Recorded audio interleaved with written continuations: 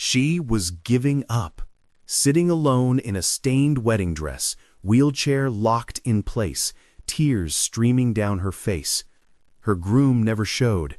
Instead, he sent a text. "I need someone complete, not a liability." But then, someone heard her crying. A widowed father, 2 little girls, 1 moment of kindness. What happened next shattered every rule about how families are supposed to form.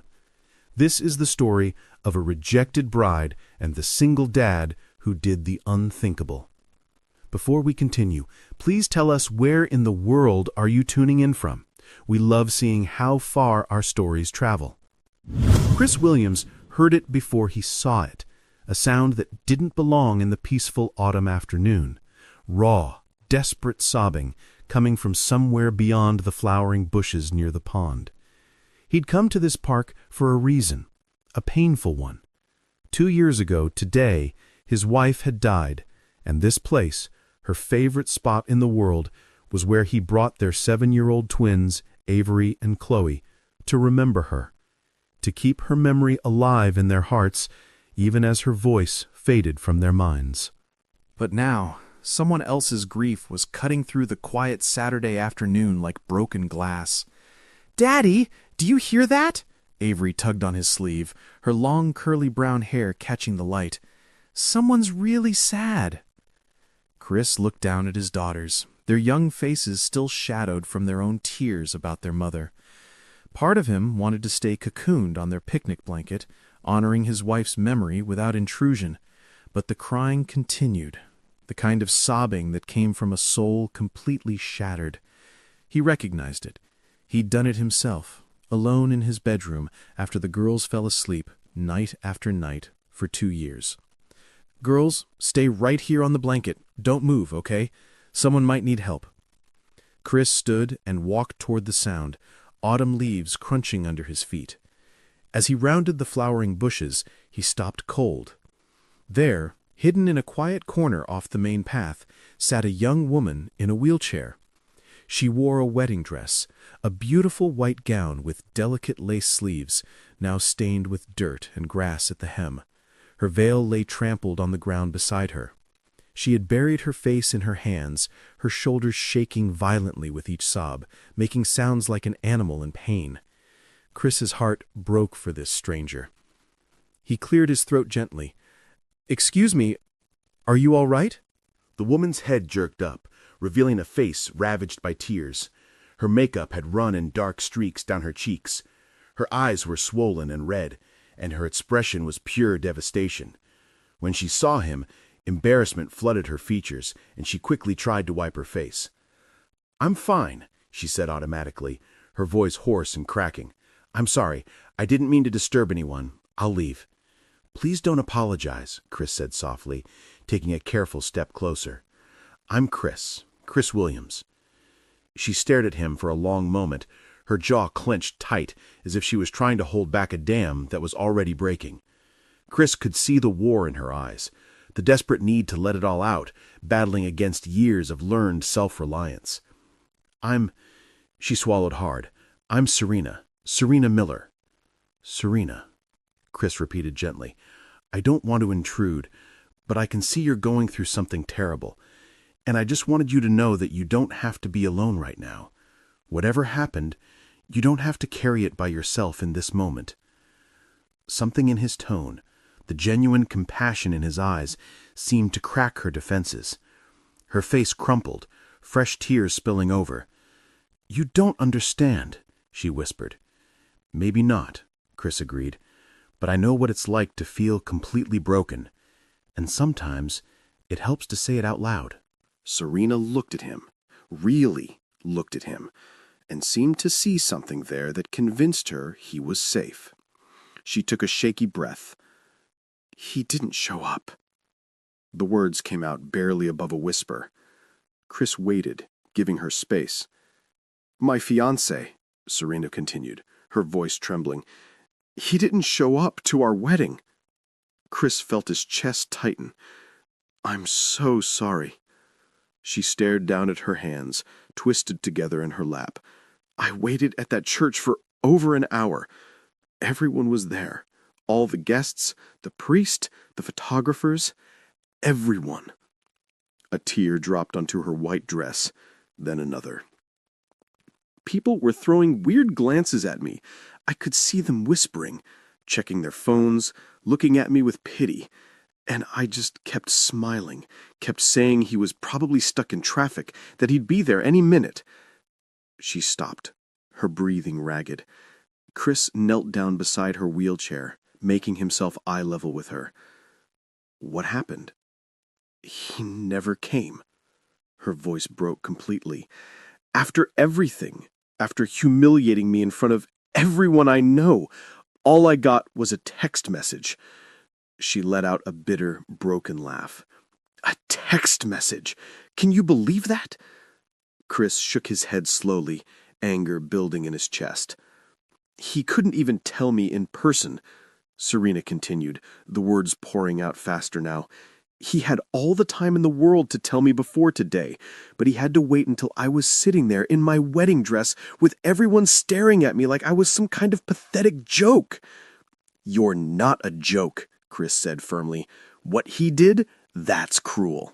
Serena fumbled for her phone with shaking hands, pulled up the message, held it out to him. Her hand was trembling so badly, Chris had to steady it to read. I've thought it over, and I can't do this. I need someone complete, not a liability. The words hit Chris like a punch to the gut. A liability, Serena whispered, pulling her phone back. That's what I am to him. She gestured at her wheelchair, her face twisted with pain and fury. I was in an accident 8 months ago. Chris stayed quiet, letting her talk. Motorcycle crash. I wasn't even driving. I was just on the back of a friend's bike when a van hit us. She paused, staring at nothing. My friend walked away fine. But me? She laughed again, that same hollow sound. I haven't walked since. Chris felt tears burning in his own eyes. He'd been a widower for 2 years, raising his twin daughters alone. And he thought he'd seen cruelty. But this? Abandoning someone on their wedding day? Calling them a liability? This was a different kind of heartless. Serena, she said all the right things at first, she interrupted, as if she needed to get it all out now or she never would. He said it didn't matter, that he loved me regardless, that we'd figure it out together. She wiped her face roughly. Serena, Chris began softly. Serena cut in, her voice trembling, as if she needed to spill everything before she lost the courage. He said all the right things at first, said it didn't matter, that he loved me regardless, that we'd figure it out together. She wiped her face roughly. But over the months, he started changing, becoming cold, distant. He'd snap at me for the smallest things. Her voice dropped. He'd make comments about how difficult everything had become, how much harder his life was now. Chris watched as she struggled with the words. But I made excuses for him, Serena said quietly. I told myself he was just stressed, that he needed time to adjust, that if I was just patient enough, understanding enough, if I didn't complain about my pain or my struggles. She trailed off. Why did you make excuses? Chris asked gently. Serena looked at him, and in her eyes he saw a loneliness so deep it made his own grief feel small. I'm an orphan, she whispered. I grew up in foster care, bounced from home to home. I've been alone my entire life, Chris, and he was the first person who made me feel like I belonged somewhere, like I had a family. A sob caught in her throat. So I ignored the signs. I convinced myself that if I just loved him enough, he would remember why he loved me. She covered her face with her hands. I was so stupid. No, Chris said firmly. He reached out, hesitated, then gently touched her shoulder. No, Serena, you weren't stupid. You were hopeful. You were loyal. Those aren't weaknesses." "Then why does it feel like I'm being punished for them?" she asked, her voice muffled behind her hands. Chris didn't have an answer for that. He just stayed there, kneeling beside her wheelchair, his hand on her shoulder as she cried. Finally, she lowered her hands and looked at him. I showed the priest the text and left as fast as I could. The embarrassment, the humiliation, it was too much to bear. I called a cab to bring me here because I couldn't face going back to my apartment. I just wanted to be somewhere beautiful for a little while before I have to figure out what to do with the rest of my life. "What do you mean, figure out what to do?" Chris asked. "My apartment was temporary. We were supposed to move into his place after the wedding. Now I have nowhere to go, no family to call." She looked directly at Chris, her eyes red and exhausted. "No one who cares whether I exist or not. I'm completely, utterly alone." The rawness of her pain hit Chris like a physical blow. He found himself kneeling fully beside her wheelchair now, his own eyes burning with tears. For 2 years he had been drowning in his own grief, barely keeping his head above water as he tried to be both mother and father to Avery and Chloe. He worked his accounting job during the day and came home to homework, dinner, bedtime stories, and the crushing weight of loneliness after the girls fell asleep. He knew what it meant to feel alone in a crowded world. "Serena," he said quietly, "what he did, the way he treated you, that says everything about him and absolutely nothing about you. You're not a liability. You're a person going through something incredibly difficult, and you deserved someone who would stand beside you, not someone who would abandon you in the cruelest way possible." Serena looked at him through her tears. "Why do you care? You don't even know me." Chris took a shaky breath. "Because 2 years ago today, my wife died." Serena's expression shifted, surprise mixing with her grief. A distracted driver hit her car head-on and she was gone before the ambulance even arrived. He gestured back toward the picnic blanket where his daughter sat. "And I have 2 7-year-old daughters who are sitting on that blanket right now, trying to remember what their mother's voice sounded like, because it's fading from their memories. And that terrifies them. And it terrifies me." Tears were streaming down his face now. "I'm barely holding it together most days. I cry in the shower so they don't hear me. I lie awake at night terrified that I'm failing them, that I'm not enough, that they'll grow up broken because I can't be both parents no matter how hard I try." He wiped his face with the back of his hand. "So when I hear someone in pain, someone who feels alone in the world, I can't just walk away. Because I know how dark that loneliness is. I know how it feels to wonder if you're strong enough to keep going." He looked directly at Serena. "And I need you to know that you are. You're still here, Serena. After everything you've been through, the accident, the pain, the betrayal, you're still here. That takes incredible strength." They sat there together in silence for a moment. 2 strangers, crying in a park, connected by the universal language of grief and loss. Finally, Serena reached out and touched his hand. "Thank you," she whispered. "Thank you for not leaving me alone." "Daddy?" Both Chris and Serena looked up. Avery and Chloe had crept over despite his instructions, their young faces filled with concern, their own eyes still red from crying about their mother. "Girls, I asked you to stay on the blanket," Chris said gently, wiping his face. "But we heard you crying, and we wanted to make sure you were okay." She looked at Serena with the brutal honesty of childhood. "Why are you crying in a princess dress?" Serena managed a trembling smile despite everything. "It was supposed to be my wedding dress, but the person I was going to marry didn't come to the wedding." "What?" Avery's face scrunched up in outrage. "That's really, really mean. Why would someone do that?" "I don't know, sweetheart," Serena said softly. "That's the meanest thing I ever heard," Chloe declared, her small hands balling into fists. "Our mommy died 2 years ago today. That's why we're at the park. This was her favorite place. Daddy says she's watching us from heaven and that she'd want us to be kind to people who are sad. The simple, honest statement made Serena's tears flow again, but this time they felt different, less like despair and more like something breaking open in her chest.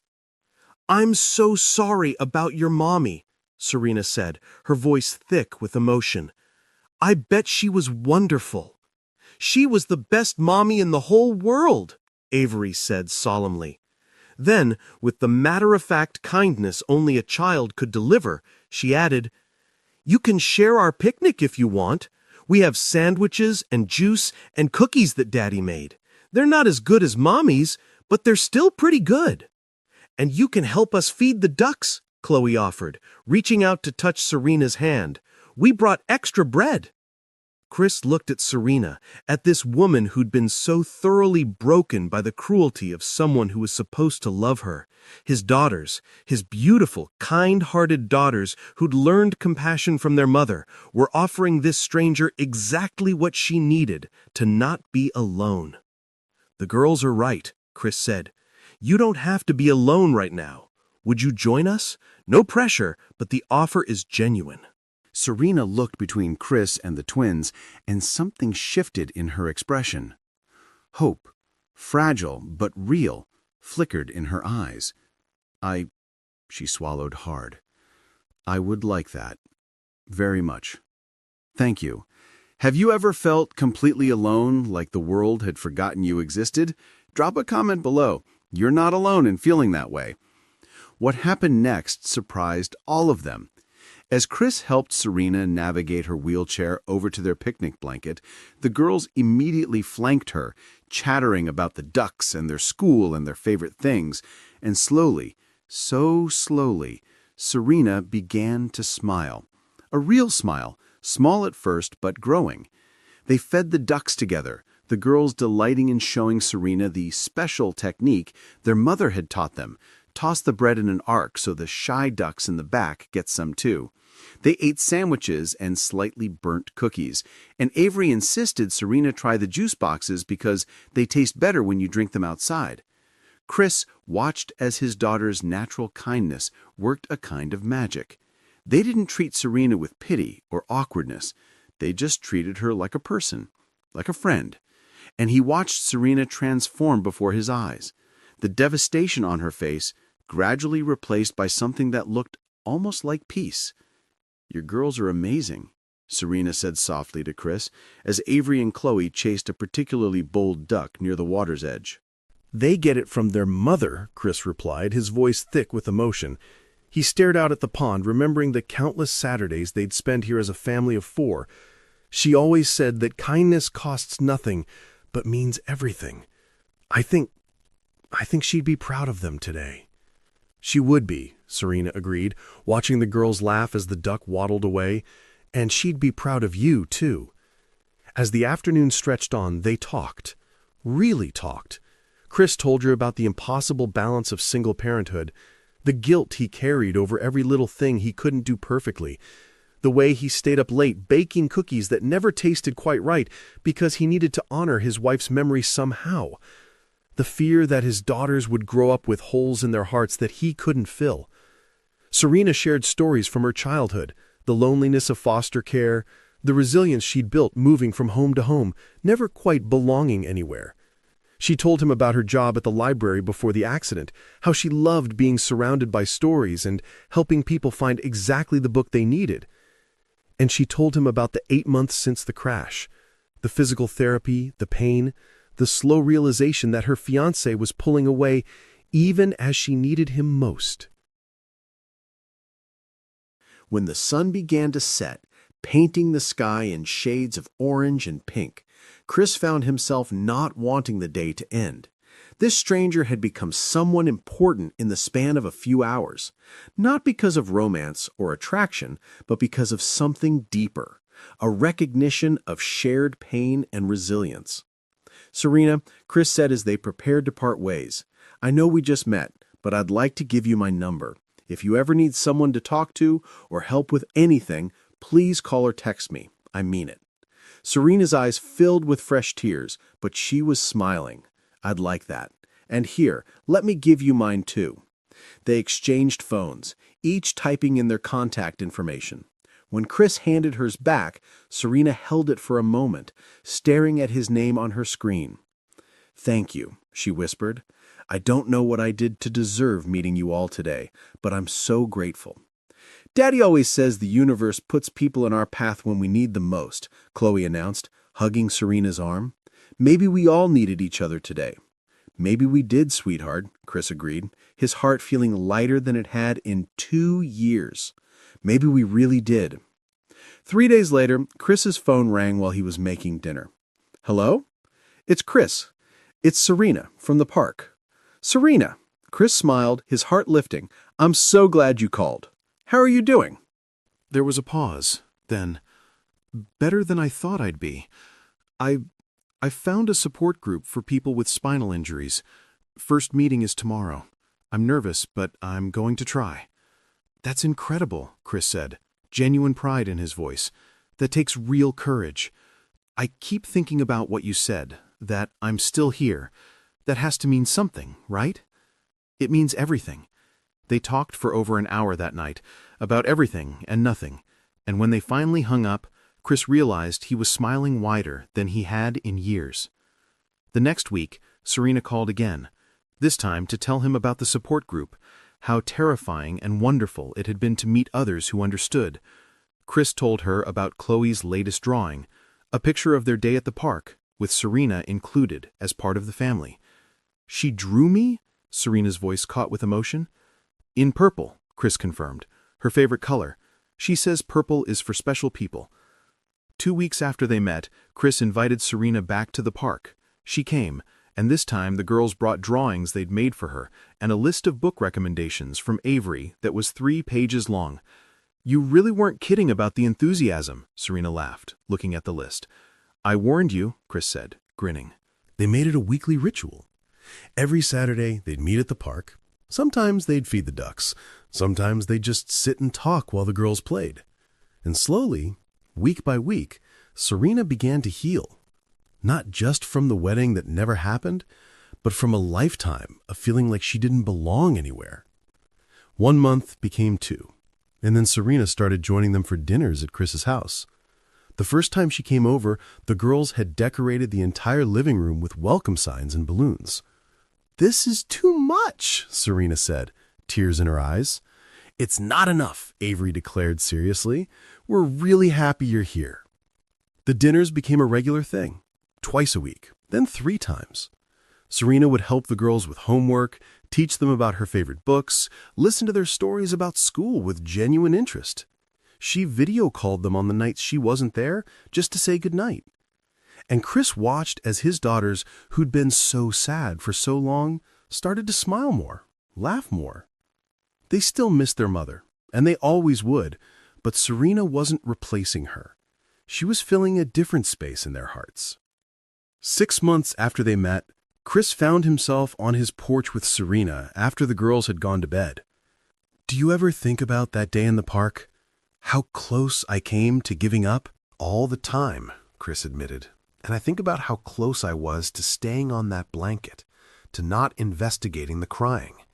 How easily we could have missed each other." "But we didn't," Serena said, reaching for his hand. "The universe put us in each other's path exactly when we needed it most." Chris squeezed her hand, his thumb tracing circles on her palm. "Chloe was right that day. We all needed each other." Serena turned to look at him, her eyes reflecting the porch light. "Chris, I need to tell you something." "What is it?" "I love you," she whispered. "I love you and those amazing girls. You've given me a reason to believe in happiness again, in family, in belonging somewhere." Chris felt his heart swell. He'd been afraid to say it first, afraid it was too soon, afraid she might not feel the same way. But hearing those words from her unlocked something in his chest. "I love you too," he said, his voice thick with emotion. "You've made our family whole in ways I didn't think were possible. The girls and I, we were just surviving before. But now, Now we're living again." They kissed under the stars, two broken people who'd found their way to wholeness in each other. Life has a way of breaking us, just to rebuild us stronger. Never stop believing in second chances. 12 months after they met, Serena moved into an accessible apartment just 10 minutes from Chris's house. She'd gotten a job doing digital cataloging for a library network, remote work that allowed her flexibility and brought back her love of books. But more than that, she was part of their daily lives now. She came over for breakfast before the girls went to school. She helped Chris with grocery shopping and meal planning. She attended every school event, every parent-teacher conference, every dance recital.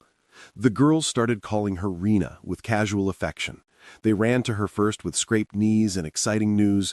They sought her advice on friendship problems and showed her their latest artwork before anyone else. And Chris fell more in love with her every single day. 24 months after they met, they returned to the park together. This time, it wasn't just to remember his wife, it was to celebrate how far they'd all come. "This is where it all started," Serena said softly as they reached their spot by the pond. "The worst and best day," Chris agreed, kneeling beside her in her wheelchair. "Finding you so broken and realizing that maybe we could heal each other." "You saved my life that day," Serena said, her eyes shining with tears. "All three of you. I thought I'd lost everything, but really I'd just shed the wrong person to make room for the right ones." "Group hug," Avery called, and suddenly all four of them were tangled together, laughing and crying at the same time. "I love our family," Chloe declared. "Mommy would be happy we found each other, right, Daddy?"